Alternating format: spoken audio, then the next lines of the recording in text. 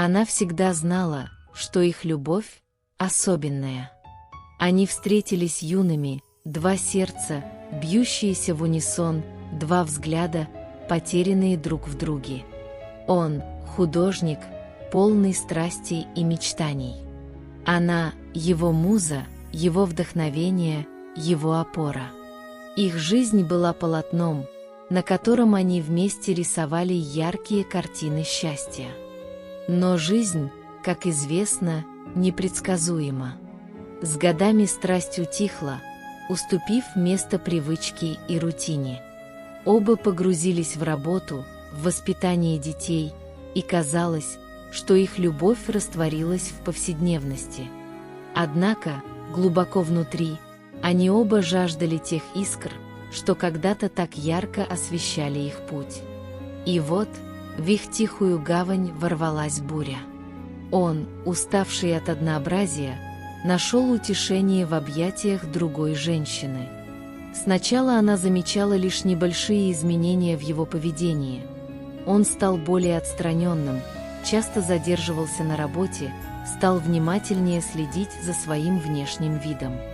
Она пыталась отмахнуться от этих тревожных сигналов, списывая все на усталость и стресс. Однажды вечером он ушел на какое-то мероприятие, забыв телефон дома. Она решила воспользоваться этим и проверить его телефон. Сердце бешено колотилось, пальцы дрожали, когда она разблокировала экран. И вот, перед ее глазами предстала переписка с другой женщиной.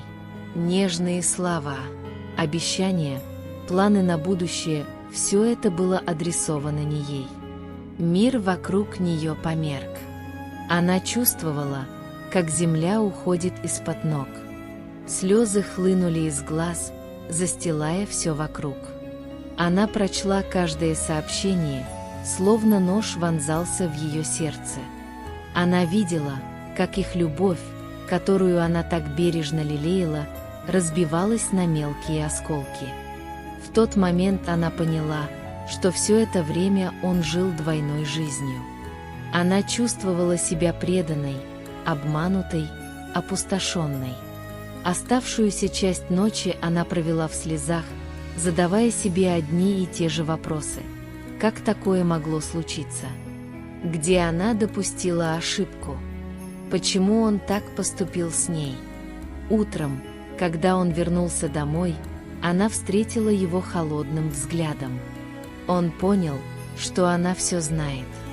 Началась бурная ссора, полная взаимных обвинений и боли. Дни превратились в бесконечную череду слез и бессонных ночей. Она пыталась понять, как такое могло случиться с ними, с их любовью. Но чем больше она копалась в себе, тем больше вопросов возникало. Может быть, она перестала замечать его потребности, его желания. Может быть, она сама была виновата в том, что произошло. Между ними встала стена из боли и обиды. Разговоры превращались в взаимные обвинения. Казалось, путей назад нет. Но глубоко внутри оба понимали, что не могут друг без друга. Они были связаны не только годами совместной жизни, но и детьми, общими воспоминаниями, частью души, которую невозможно отделить. И тогда они решили начать все сначала. Нелегко было простить, забыть, но они сделали это ради себя, ради своих детей, ради той любви, что когда-то так ярко горела в их сердцах. Они пошли на семейную терапию, научились снова доверять друг другу, открыто говорить о своих чувствах и потребностях.